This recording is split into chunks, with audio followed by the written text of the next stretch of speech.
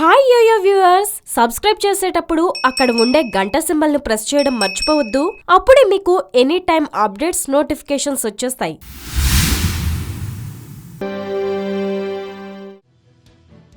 ప్రతి దేశానికి ఏదో ఒక విశిష్టత కలిగి ఉంటుంది. దేశ నిర్మాణ పటిష్టానికి అంతర్లీనంగా ఓ శక్తి దాగి ఉంటుంది. తాజాగా ప్రధాని మోదీ ఢిల్లీలోని సమావేశంలో మాట్లాడుతూ మన భారతదేశానికి ఆధ్యాత్మికతే బలమని పేర్కొనడం జరిగింది. అయితే కొందరు మాత్రం ఆధ్యాత్మికతకు మతానికి లంక పెడుతుండడం దురదృష్టకరమని మోదీ చెప్పుకొచ్చారు.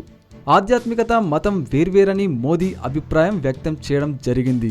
భారత యోగోదా సత్సంగ సంఘం వైఎస్ఎస్ శత జయంతి ఉత్సవాలను పురస్కరించుకొని ఇక్కడ ఏర్పాటు చేసిన కార్యక్రమంలో ప్రధాని ప్రసంగించారు.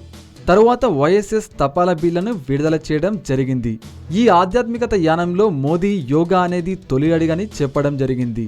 ప్రపంచం ఏనాడు సుసంపన్న భారత ఆధ్యాత్మికతను గుర్తించనే లేదని, ఎంతసేపటికి జనాభా ఉపాధి రేటు ప్రాతిపదికన మాత్రమే పోల్చి చూస్తుందని మోదీ చెప్పడం జరిగింది.